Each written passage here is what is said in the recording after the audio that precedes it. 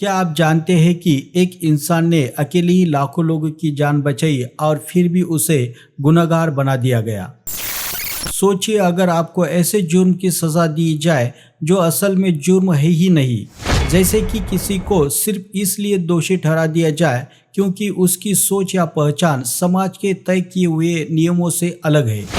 एक ऐसा इंसान जिसने दूसरी वर्ल्ड वार में जर्मनी की सबसे खतरनाक मिशन कोड को तोड़ा और इतिहास बदल दिया, उसे ही दुनिया ने भुला दिया। जी हाँ, हम बात कर रहे हैं एलन ट्यूरिंग की, दुनिया के सबसे महान गणितज्ञों और कंप्यूटर साइंटिस्ट में से एक। लेकिन उनकी कहानी सिर्फ विज्ञान की नहीं है, ये कहानी है इंसानियत, अन्याय और एक ऐसी सोच की जिसने पूरी दुनिया बदल दी। अब जरा फ्लैशबैक में चलते हैं। साल 1939, दूसरी विश्व युद्ध की तबाही अपने चरम पर थी। जर्मनी की सेना एक मशीन यूज कर रही थी जिसे एनिग्मा कहा जाता था। ये एक ऐसी कोडिंग मशीन थी जो हर दिन अरबों संभावनाओं के हिसाब से अपने कोड बदल देती थी। इसे तोड़ना लगभग असंभव था। लेकिन तभी एक ब्रिटिश गणितज्ञ एलन ट्यूरिंग ने एक अकल्पनीय चीज की। उन्होंने एक ऐसी मशीन बनाई जो एनिग्मा के कोड्स को डिकोड कर सकती थी। क्या आप सोच सकते हैं कि ये कितना बड़ा कारनामा था? अगर ये मशीन न होती तो वर्ल्ड वार II शायद और कई साल तक चलता और लाखों लोगों की जान चली जाती। कहा जाता है कि ट्यूरिंग और उनकी टीम ने इस मशीन को तोड़कर युद्ध को कम से कम 2 साल छोटा कर दिया और करीब 14 मिलियन लोगों की जान बचाई। लेकिन कहानी यही खत्म नहीं होती दोस्तों। कई लेखकों ने एलन ट्यूरिंग के जीवन पर किताबें लिखी है। एलन ट्यूरिंग द एनिग्मा नामक पुस्तक, जिसे एंड्रयू हॉजेस ने लिखा है, ट्यूरिंग के जीवन, उनके काम और समाज के उनके प्रति रवैये को गहराई से दर्शाती है। यह किताब द इमिटेशन गेम फिल्म का आधार भी बनी। इसके अलावा डेविड लीविट ने the man who went too much, Alan Turing and the innovation of the computer लिखी, जिसमें ट्यूरिंग के वैज्ञानिक योगदान और उनके विचारों का विस्तृत विश्लेषण है। एलन ट्यूरिंग की इस प्रेरणादायक लेकिन दुखद कहानी पर 2014 में एक मशहूर फिल्म बनी, द इमिटेशन गेम। इस फिल्म में बेनेडिक्ट कम्बरबैच ने ट्यूरिंग का किरदार निभाया और दिखाया कि कैसे उन्होंने एनिग्मा को तोड़ा लेकिन समाज ने उनके साथ अन्याय किया। एलन ट्यूरिंग को सिर्फ एक महान वैज्ञानिक के तौर पर नहीं देखा गया, बल्कि एक ऐसे व्यक्ति के रूप में देखा गया जो समाज के बनाए हुए नियमों के खिलाफ थे।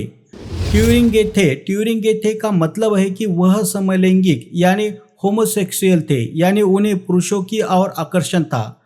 उस समय ब्रिटेन में समलैंगिकता को कानूनी अपराध माना जाता था और इसी कारण उन्हें अपराधी करार दिया गया था, और उस दौर में इंग्लैंड में ये गैर कानूनी था। 1952 में उन्हें इसी बात के लिए अपराधी करार दिया गया। एक तरफ वो इंसान जिसने दुनिया को बदल दिया और दूसरी तरफ वही इंसान जिसे समाज ने ही ठुकरा दिया।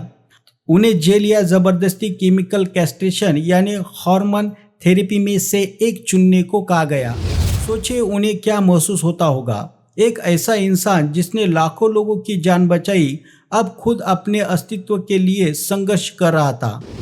तो भी ट्यूरिंग ने हार नहीं मानी, लेकिन धीरे धीरे वो टूटने लगे और 1954 में सिर्फ 41 साल की उम्र में उन्हें मृत पाया गया। कहा जाता है कि उन्होंने जहर खाकर आत्महत्या कर ली।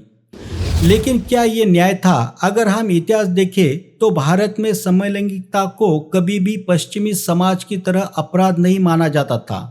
प्राचीन काल में खास तौर पर खजुराहो के शिल्पों और शास्त्रों में समलैंगिक रिश्तों का जिक्र मिलता है। महाभारत में शिखंडी का पात्र भी इसी का उदाहरण है, जो जन्म से महिला थे लेकिन बाद में पुरुष बने और युद्ध में अहम भूमिका निभाई।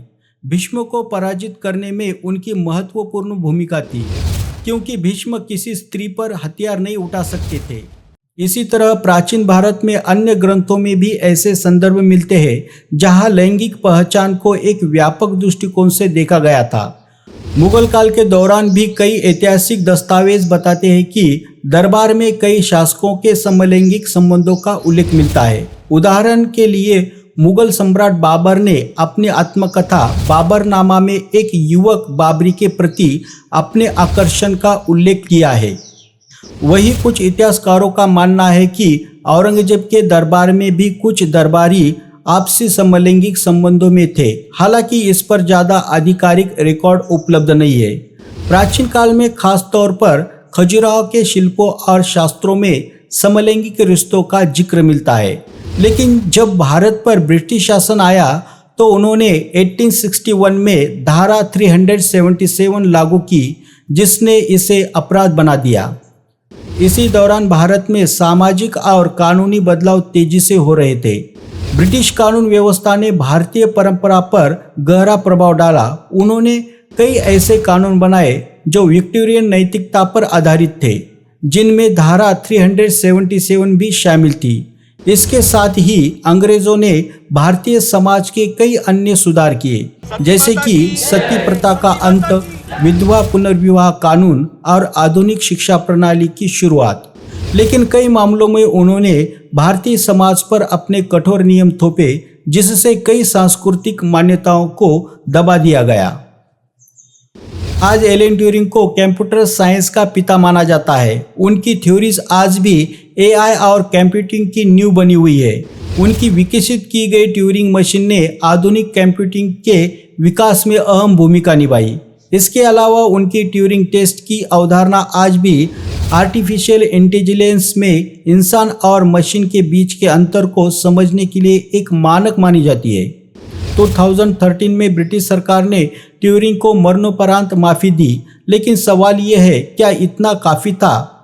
उनकी माफ़ी के साथ ही 2017 में ट्यूरिंग लॉ पारित किया गया, जिसके तहत उन सभी लोगों को मरणोपरांत माफ़ी दी गई जिन्हें ब्रिटेन में समलैंगिकता के कारण सजा दी गई थी। लेकिन क्या एक कानूनी माफ़ी उस अन्याय को पूरी तरह मिटा सकती है जो ट्यूरिंग और अन्य हजारों लोगों के साथ हुआ? अगर उस दौर का समाज ट्यूरिंग को समझ पाता तो शायद उनका अंत कुछ और होता। शायद वे और नए आविष्कार करते, कंप्यूटर साइंस और आगे बढ़ती और आज की दुनिया कहीं ज़्यादा उन्नत होती। अब सोचिए, क्या आज भी हम समाज के ऐसे ही बेकार नियमों में फंसे हैं? क्या हमने वाकई उनसे कुछ सीखा? क्या आज भी समाज की कुछ धाराएं प्रतिभाशाली लोगों को आगे बढ़ाने से रोक रही है? क्या हमें अपनी सोच को और ज़्यादा खुलेपन और वैज्ञानिक दृष्टिकोण से नहीं देखना चाहिए? कमेंट में अपनी राय जरूर बताइए। क्या आपको लगता है कि इतिहास में और भी ऐसे कई लोग हैं जिन्हें समाज ने गलत समझा? और अगर ये कहानी आपको इंस्पायरिंग लगी तो इसे शेयर करना मत भूलिए। धन्यवाद।